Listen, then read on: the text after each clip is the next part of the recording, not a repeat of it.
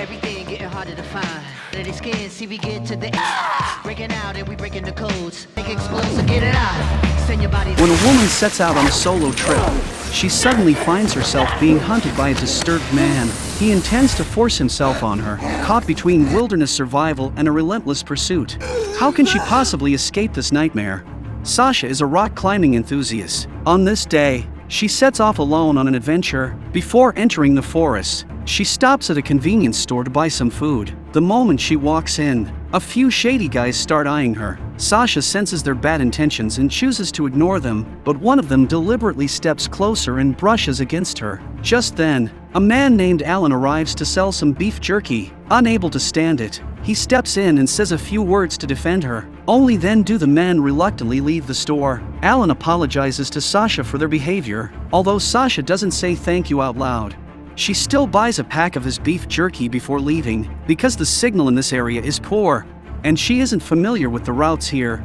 She asks Alan for directions. Alan recommends two routes to her, a longer one and a shorter one. Compared to the long route, the shorter one has better scenery and is more exciting. There are also great spots along the way for camping. Alan kindly reminds her that going alone is risky, and most people travel in pairs. But before he can finish, she hurriedly rolls up her window. It's clear that Sasha is very cautious, even towards someone who just helped her twice. She doesn't say much. As night falls, Sasha successfully arrives at her planned campsite, but what she never expects is that the same hunters have followed her, and they have guns and hunting dogs, which makes the situation even more dangerous. You want to be alone?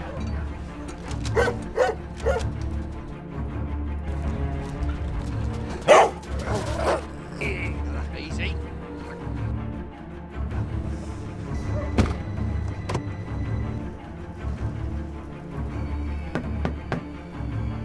We're just trying to be nice.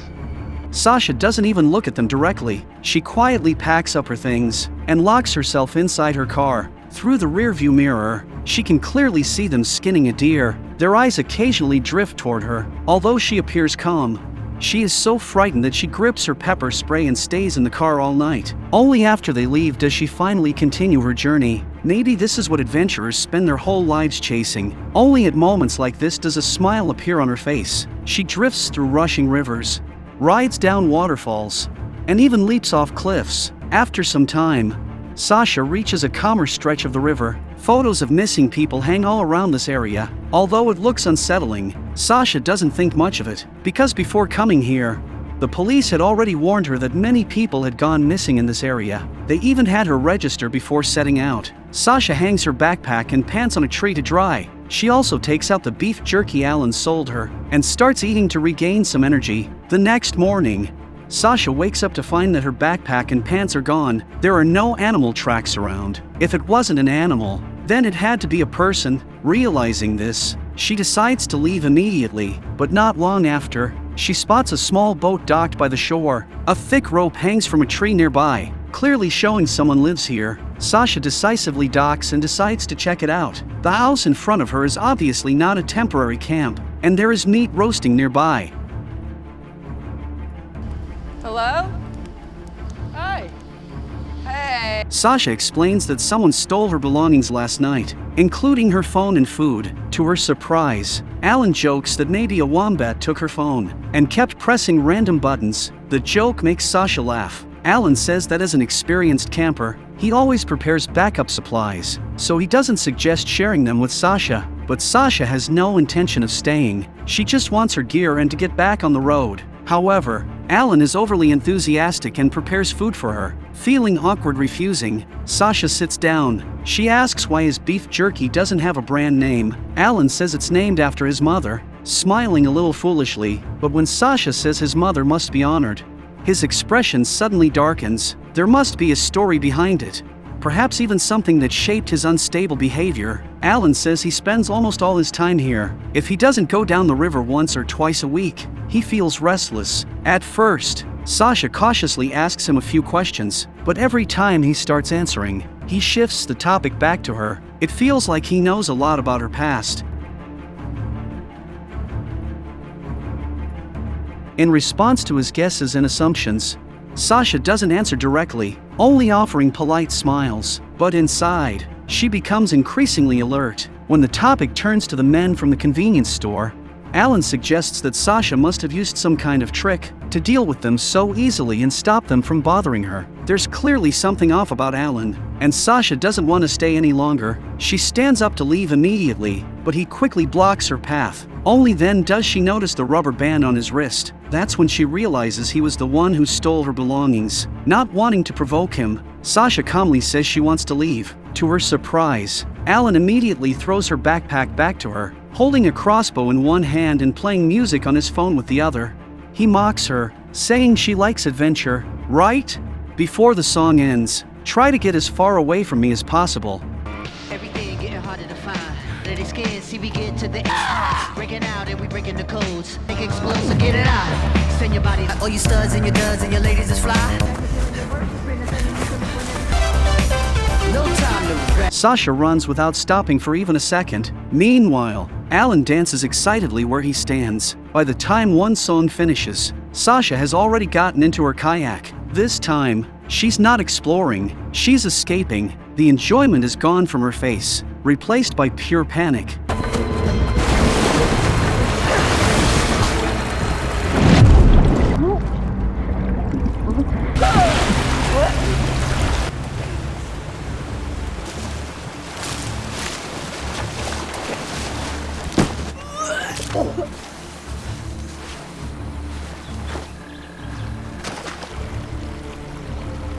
After leaving the kayak, Sasha is forced back onto land. Eventually, she reaches the foot of a mountain and hears voices from above. Thinking they are other hikers, she rushes toward them, but it turns out to be a trap set by Alan. Suddenly, an arrow flies toward her. She has no choice but to run in another direction. Alan is positioned higher, while she is lower, and having played this kind of hunting game many times, he can easily track her no matter where she goes, but he never actually hits her. He just doesn't want the game to end too quickly.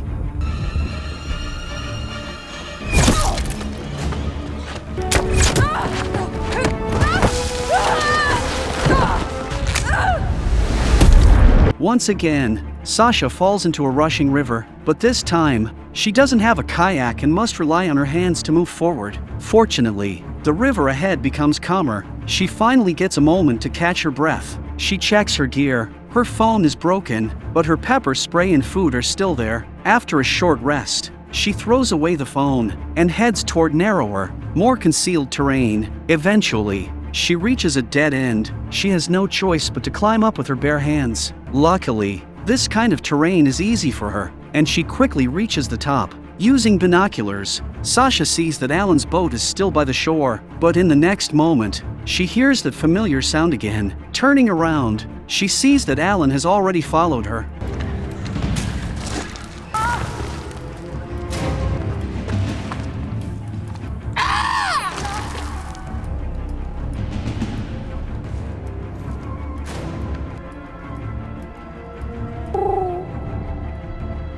Sasha finds the most hidden spot she can and stays perfectly still. She holds her breath, not daring to make a sound. Only when everything goes quiet does she dare to move again. It seems Alan may have grown tired. As he returns to his camp, seizing the opportunity, Sasha quietly swims back, planning to steal his boat, but she never expects that a trap has been set along the riverbank.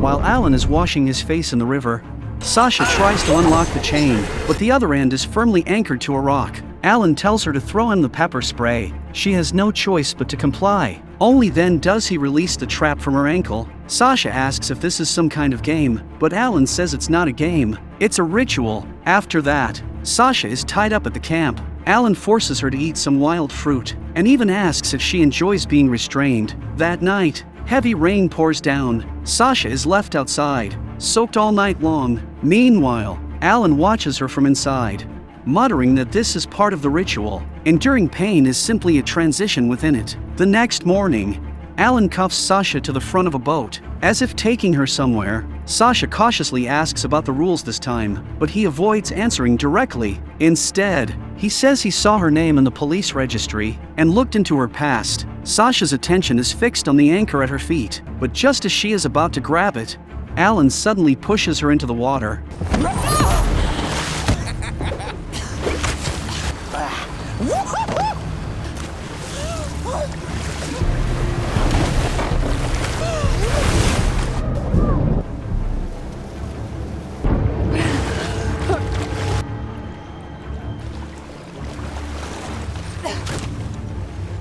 Not long after, Alan takes her to a cave, but this is no ordinary cave. Thick iron chains hang from the ceiling, and from those chains, several bodies are suspended. Although the camera never fully shows everything, you can still make out severed arms and torsos. The air is filled with a rotting stench, and Sasha instinctively covers her mouth. When she looks up, she sees two unidentified bodies hanging above her. Alan asks if she remembers the family from the video. He says they barely resisted at all, and that she is very different from them.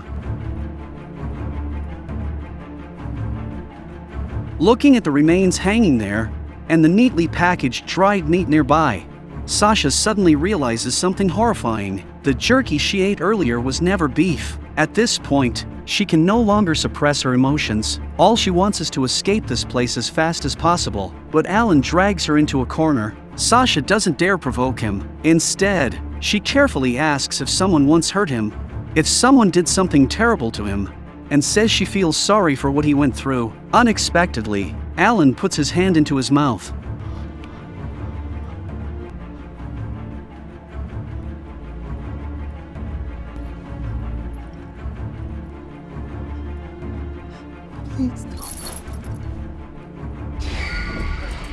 The cave suddenly falls silent. Sasha has no idea where he has gone. Just as she is confused, Alan suddenly rushes back and drags her away. He then uses a pulley system to suspend her in the air. Alan opens a barrel and casually says it's his marinade, but Sasha notices a photo of Alan with his mother. She asks if that is his mother, and says he looks a lot like her. It clearly strikes a nerve. Alan tells her that his mother was his first target. He says she will stay with him forever. You're a sick fuck.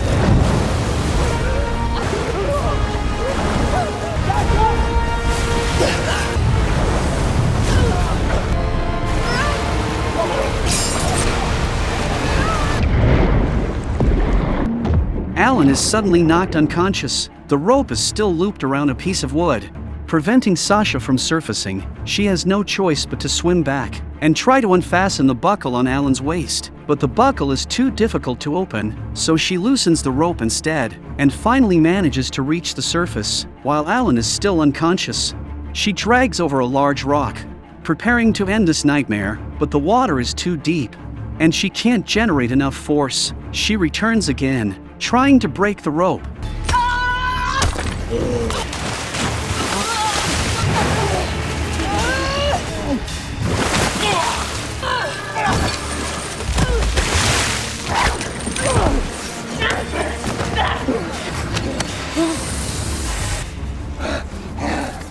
At that moment, Alan looks at Sasha and seems to see his mother. Just as Sasha is about to run out of air, he suddenly lets go. Sasha grabs the rock again and slams it hard onto Alan's foot, but his counterattack injures her nose. For now, their fight comes to a halt. They remain locked in a tense standoff until night falls. At dawn, Sasha asks how long it would take to get out of here. Alan says it would take 12 days. Sasha replies sarcastically, "You won't last that long." She says she has to climb that cliff today, and he can either climb with her, or they both die here. Reluctant as he is, Alan has no choice. He isn't good at climbing, but he doesn't want to wait here to die either. He threatens Sasha, saying if she gets him to the top, he'll let her go. Otherwise, he'll drag her down with him, even without proper gear.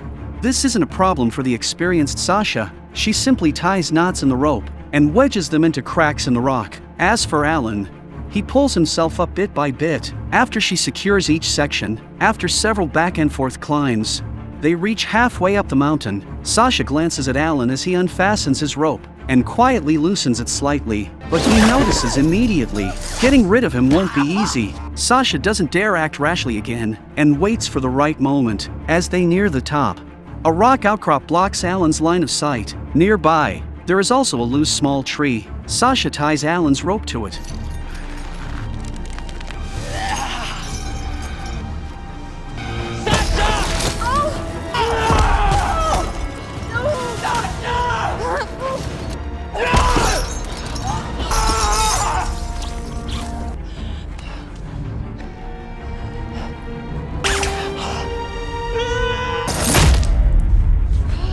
Then, without any safety gear, she climbs the rest of the way with her bare hands. The rock at the summit looks exactly like the one she once faced with her husband. Back then, she acted on impulse, insisting on crossing the peak, but due to lack of experience, she couldn't make the climb. Her husband urged her to turn back before the storm arrived, but she insisted on staying one more night and trying again the next day. If not for her stubbornness, that accident might never have happened. It became a burden she carried for years. Now, as she climbs over the final rock, that weight finally lifts. For the first time, she smiles with relief. At the end of the story, Sasha meets a passerby on a trail. With their help, she returns to the place where she originally registered. She says she knows what happened to the missing people. And that concludes the story of the 2026 film Apex. Looking back at the entire film, Sasha carries the trauma of losing her husband, but in his own way. So does Alan,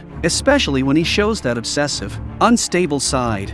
It reveals that he recognizes something in Sasha. He longs for a strong woman like her to stay by his side, to care for him like his mother once did. In a way, that is also a form of trauma, but how a person responds to trauma defines the path they take. Alan fails to overcome it and becomes something dangerous, while Sasha pushes past it and finds her release. It's worth mentioning that at 51, Charlize Theron still maintains incredible physical condition, and she delivers intense action scenes alongside 37-year-old Taron Egerton. It's clear both actors trained extensively to bring these thrilling moments to life. That's it for today's story. See you next time.